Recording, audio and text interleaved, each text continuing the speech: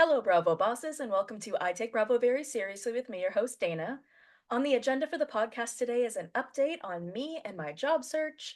Then we get into the season premiere of The Real Housewives of Beverly Hills. I do a full recap, and then we get into The Real Housewives of Beverly Hills after show, and then watch what happens live with Dorit Kemsley and Lala Kent. Let's get into it.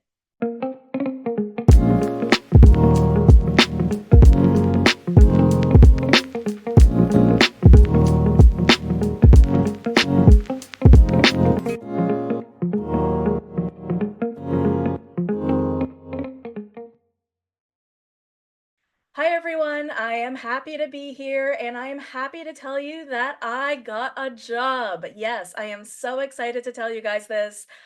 I know it seems as though I was only unemployed for a short amount of time.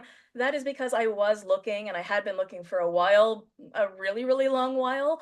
And just thank God this all really just worked out for me. So I start my new job on December 4th.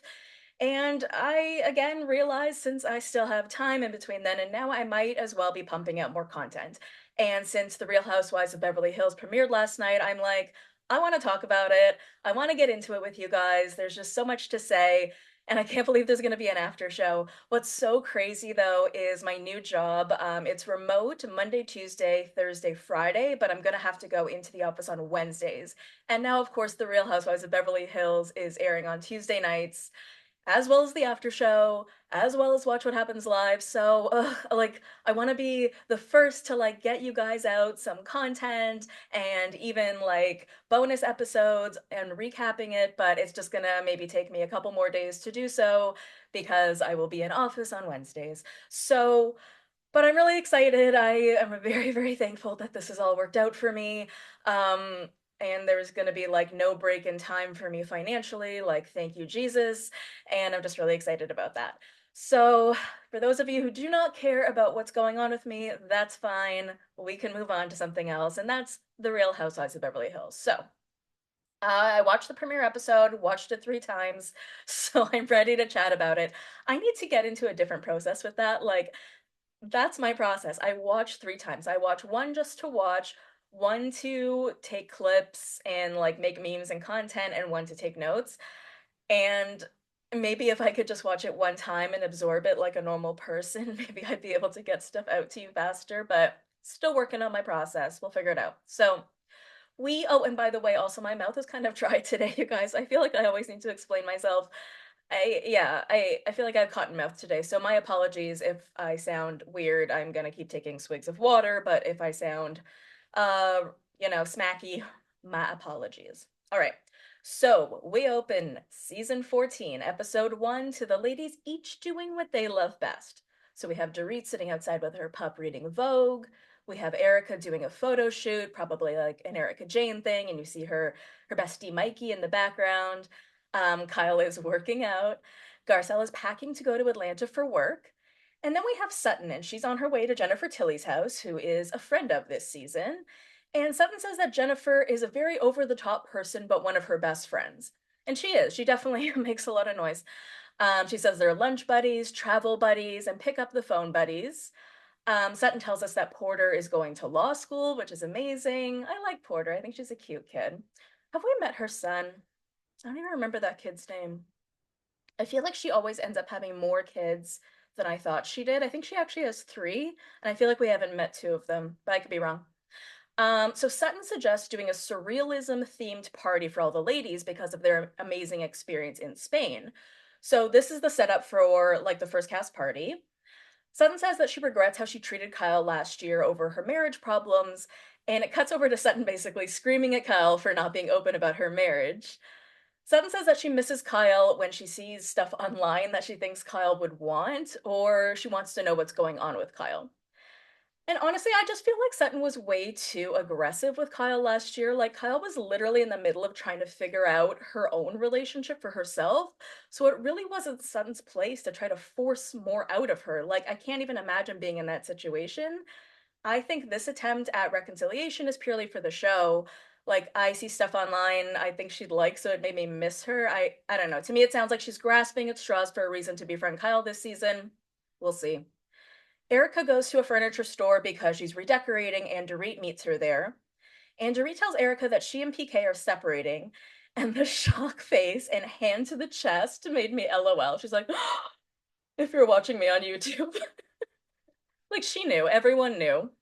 And like if you actually watch closely Erika's mouth, if you like pause, the corner of her mouth also curled up a little, which she like tried to fight. Like she was definitely trying not to laugh. It's yeah. So Dorit tells the camera it's ironic she's confiding in Erika because of what she said at BravoCon in 2022, where she said Dorit and PK were the next to split. Dorit said that it's not a secret that they've had a rough couple of years, and of course, we did see that on the show. Dorit tells Erika that PK was an alcoholic and he got sober, but as he did, they started doing better. She said, but then it wasn't one thing, and there was like an event a week ago that was sort of about nothing, and they sat down and just mutually decided that taking some time and separating was what was best for them.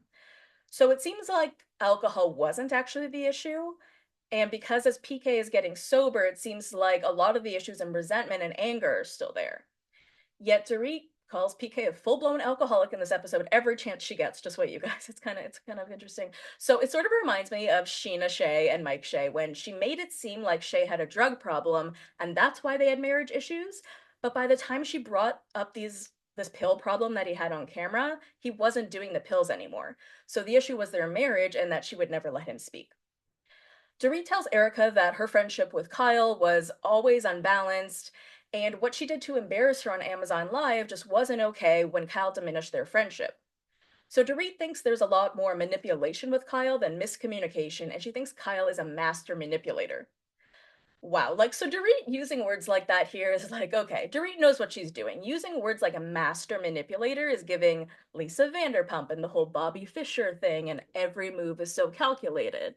But then the producers flash over to Kyle's face in black and white and put like this ominous music over it, and it makes me think, like, is production gonna try to frame Kyle as the villain this season? Like, they wouldn't dare, right? The longest standing housewife in Beverly Hills? Like, they wouldn't. I don't know. Erika tells Dorit that, she will be seeing Kyle after this. And then we move over to Kyle's house, and she tells us that Mo moved out a week ago, and Alexia also moved out. So she's not used to the silence, and it's been hard to, learn how to work things like the TV and lights, and she doesn't know what rain gutters are for. She said that she didn't expect her life to be like this, and you can sort of actually feel the loneliness washing over her as she speaks. But honestly, I wish I could just reach out to her. I mean, I wish. But like, this is just a phase. That's the thing. That's what she doesn't realize. Like, it won't always be like this. And also, all parents go through an empty nester stage. So even if she were married, she would be going through this still. I mean, obviously, she would have Mo to lean on in those moments, but still, she would feel that same, not same, but she would still feel a loneliness of losing all of her kids from the house, especially when you've had 5 kids in the house for years. 4 kids? How many daughters does she have? 4 kids. So Erica goes over to Kyle's house, and Kyle tells the camera that after Dorit read her private text on camera, she was completely shocked, and that's not what a good friend would do. Erica says that this started back with the reunion with Kathy, where Dorit tried to back Kathy, and Dorit didn't understand Kyle would be upset by that. The thing is about the Richard sisters is that this is how they fight. So they hold on to these very tiny things forever and make them a mountain. Like that's what Kathy has always done. So Kyle spent a year not telling Dorit that that's how she really felt about that. Kyle tells Erica what really sealed the deal for her was at BravoCon last year, where Dorit was asked to rank the Richard sisters, and Dorit ranked Kathy first, which embarrassed Kyle. I'm sorry, really? This is so stupid. I come on, Kyle, like this is really giving Kathy right now in terms of making trivial things monumental things. And I mean, I'm a Kyle apologist, don't get me wrong, but the way she's handling this strife with Dorit is just not well played. I think it's so funny that of all of this fighting, like, has to do with like BravoCon and like Amazon Live. And it's funny because like I remember each of those things happening. So it's sort of interesting to reflect back on these things in time. Like Scandal was different because it was so quick in time where things were coming out in the media and then we got to see it play out. But this is just happening, I can be like, I remember where I was way back when BravoCon. So Garcelle's son Oliver comes to visit her in Atlanta, where she's working on 2 productions. And I honestly can't look at Oliver without thinking about Raquel. I just can't. Oliver is dating someone new, and Garcelle says that, she wants him to take it slow. She doesn't want him to get married again so soon. But I have to check, but I'm pretty sure he just got engaged to that girl. I'm pretty sure. PK and Dorit, their media announcement goes out, and no one seems to care.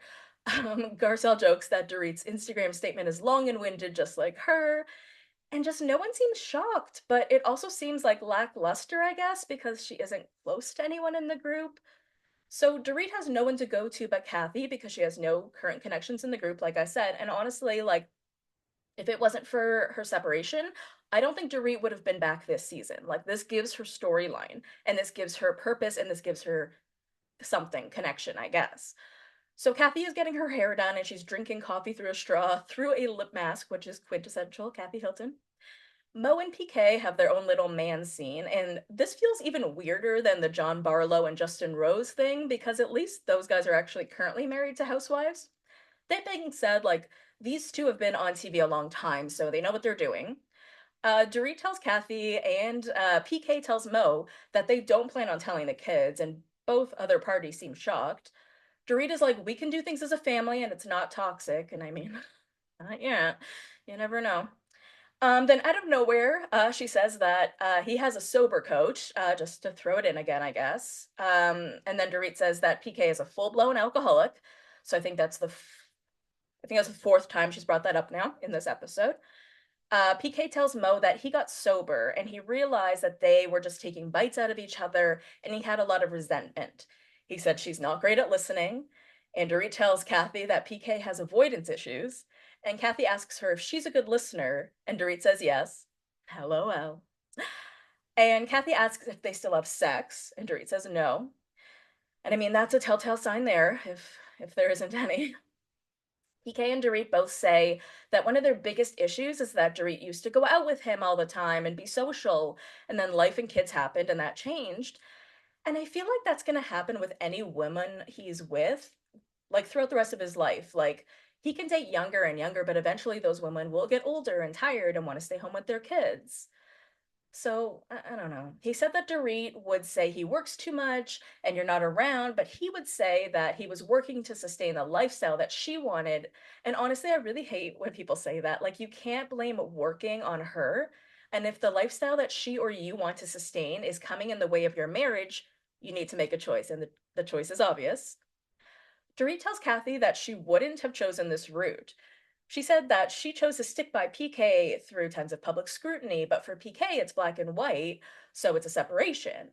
She said that she wouldn't have chosen something so drastic, so notice that. So, despite the fact that Dorit keeps saying that this was a mutual decision, it clearly wasn't.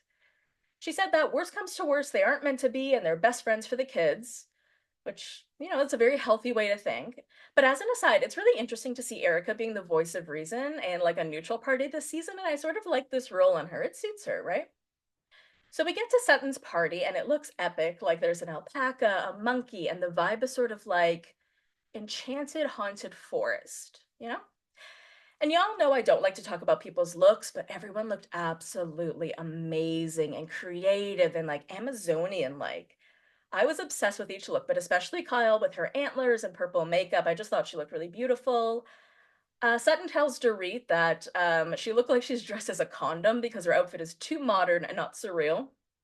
I would definitely be pretty embarrassed if I spent hours getting ready for a party, which we all know Dorit did, and the host told me I looked free of STDs.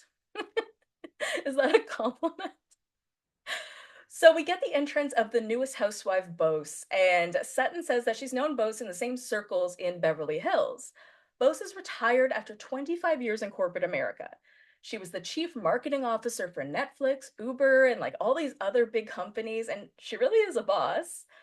Dorit, Sutton, and Jennifer totally welcome Boss, which I love because it really isn't in anyone's best interest to try to alienate the newbie. We've seen that happen before, and we've seen it work out for no one. So good on y'all. Dorit and Bose totally bond because of their shared experience with being separated, but Bose said that she is actually widowed. And I wonder if this will sort of put a damper on Bose to Garcelle because Garcelle hates Dorit, so she might question anyone who likes Dorit, but we shall see. Dorit tells Bose that PK is an alcoholic, as she is wont to do. But anyways, this union is good for Dorit, who, like I said, came into this season with no alliances. So we finally get the sit down with Kyle and Erika and Garcelle. Or sorry, that's not the main sit down. Sorry, this is a previous sit down. We get a sit down with Kyle and Erika and Garcelle. And she tells them that she's not with Morgan. She just wants to make sure that it's put out there. She says that the media put so much pressure on her when she was trying to figure out her sexuality. And I mean, I can't even imagine because what a weird thing to be going through in your own mind and in your own body, but publicly at the same time. And Garcelle reminds Kyle that the music video with Morgan didn't help. I'm like, yeah, true. I really can't forget about that music video, and I can't really argue with that. It really did seem like they were baiting us, so I still always go back and forth in my head, and at the end of the day, her sexuality is none of our business, but like as Garcelle said, inquiring minds want to know. Kyle said that she couldn't even believe she said as much as she did at the reunion, and they flashed to her saying she doesn't know if she could see herself with Morgan, and that she's sort of going through her own evolution. Kyle tells the camera that all of the speculation actually did make her think twice about her sexuality. And I mean, that's a super interesting theory. I mean, if people tell you something enough, are you more inclined to believe it or to feel it? Maybe. Like, I feel like could do like a whole episode of The Therapist on this, right? Like, that makes sense. If somebody keeps pumping an idea into your head over and over and over again, are you going to start to believe it? I don't know. So Kyle says that she told her daughters first before she said anything publicly. And Kyle tells the camera she didn't want her kids to be embarrassed by her or angry with her, or she didn't want them to think any less of her. And she said that Portia told her that there was nothing you could ever say that would make us love you less. Honestly, I just love those girls and I love that family.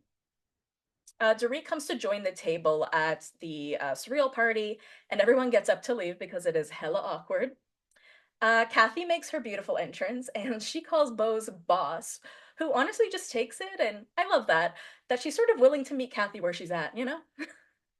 Kathy starts taking parts of her hair extensions out because she's hot, and she's like, again, just it's Kathy coming in being quintessential Kathy, and I'm just obsessed. Like, episode one, Kathy.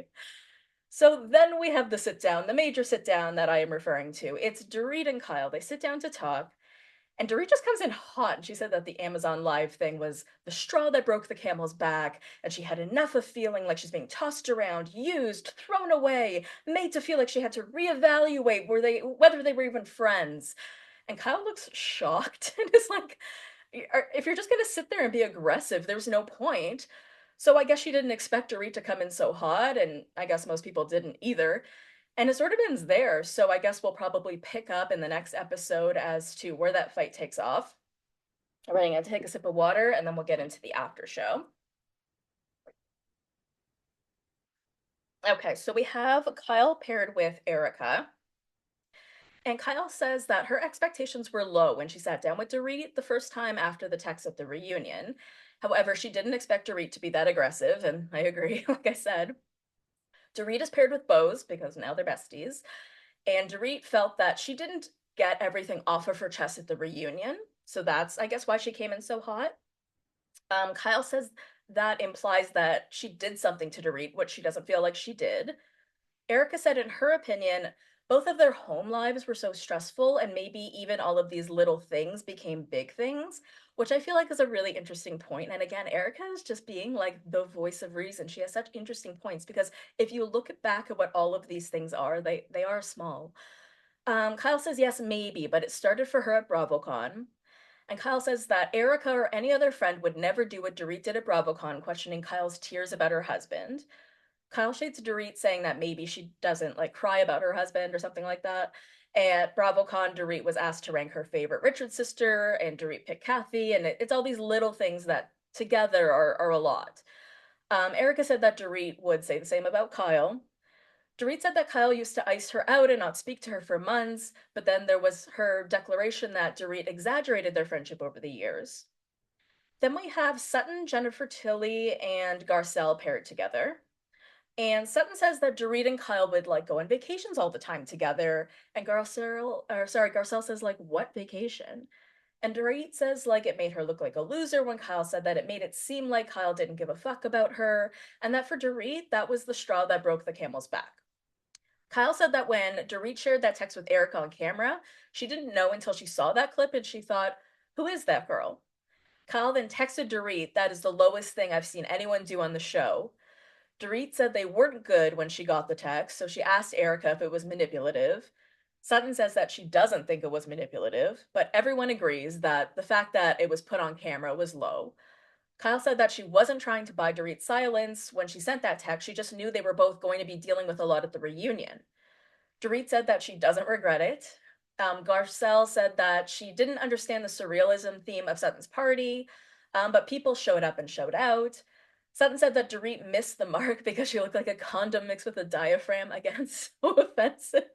She still looked like put together and maybe not on a theme, but on a theme. I don't know. Was Erika's really on theme? I feel like hers was sort of modern. I also thought the dancers who were dancing on stage, I thought their outfits were sort of modern, but let me know. Send me a DM at the Bravo Investigator. Bose actually had her dress flown in its own seat, which is a beautiful quintessential Housewives thing to do. And Garcelle talks about being so proud of herself for working and producing at her age, and we love that. It shows her boys what a single mom can do, and it shows them how to treat women. And I'm loving that for Garcelle, producing 2 shows, acting in it. She's absolutely killing it for being a Black woman in her 40s. We love to see it. Okay, then we move on to Watch What Happens Live, and we've got Dorit first chair and Lala Kent second chair. Dorit says that there's always room for reconciliation in her life except for Lisa Vanderpump, who has not reached out to her. She said that she's so over Lisa Vanderpump, and she said that Lisa and PK are not in touch. But I'm curious, like, as this goes on, you know, divorces can get contentious. Who knows what's going to happen? Who knows if PK will later on decide that he wants to befriend Lisa Vanderpump just to spite Dorit? Who knows? Who knows? Do we really know PK?